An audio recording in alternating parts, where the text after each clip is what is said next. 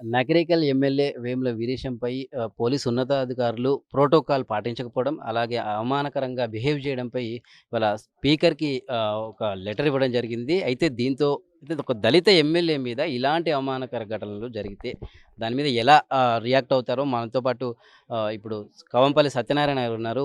వారిని అడిగి తెలుసుకుందాం. సార్ చెప్పండి. అంటే ఈ విషయాన్ని, ఈ ఉదంతాన్ని ఎలా జూడాలి? అంటే ఉన్నతాధికారులకు తెలియకపోవడం అనుకోవాలా? లేదా కక్షపూరితం అనుకోవాలా? ఎందుకంటే ఆల్రెడీ 2 సార్లు గెలిచినాయన. మామూలుగా లిస్ట్‌లో పేరు గూడా ఉందని జెప్తున్నారు వీరేశం. మీరేమంటారు దీన్ని? అంటే ఒక ఎమ్మెల్యేను నువ్వు తోసేసినావంటే, అంటే నువ్వు ఒక ప్రజాప్రతినిధికే గౌరవించలేవు. సామాన్య ప్రజలను లెక్క చేయనటువంటి యాటిట్యూడు. అందులో ఒక దళిత ఎమ్మెల్యే, మాదిగ సామాజిక వర్గానికి చెందినటువంటి ఎమ్మెల్యే. ఆయనను నువ్వు దోసేసినావు. దట్టు అక్కడ సుధీర్ బాబు అనేట ఆయన సైబరాబాద్ కమిషనరు. మరి ఇవన్నీ చూసుకొని నువ్వు ఏ విధంగా నువ్వు ప్రవర్తించినావో ఫస్ట్ మనం ఆలోచించాల్సిన విషయం ఉన్నది.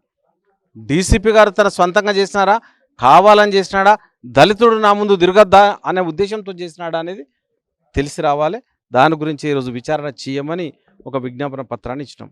అయితే మామూలుగా ఆయన ఏదైతే ఈ ప్రవర్తన ఉందో, దీని మీద ఒకవేళ స్పీకర్ గారి నిర్ణయం బట్టే మీరు ముందుకెళ్తారా? దీని మీద ముఖ్యమంత్రి దృష్టికి ఏమైనా తీసుకెళ్ళే ప్రయత్నం చేస్తారా? స్పీకర్ గారి నిర్ణయాన్ని బట్టి ముందుకెళ్తాం. స్పీకర్ గారు ఏ విధంగా చర్యలు తీసుకుంటారు ఏంటి అనేది దాన్ని చూసి ముఖ్యమంత్రి గారు కూడా తెలియజేస్తాం.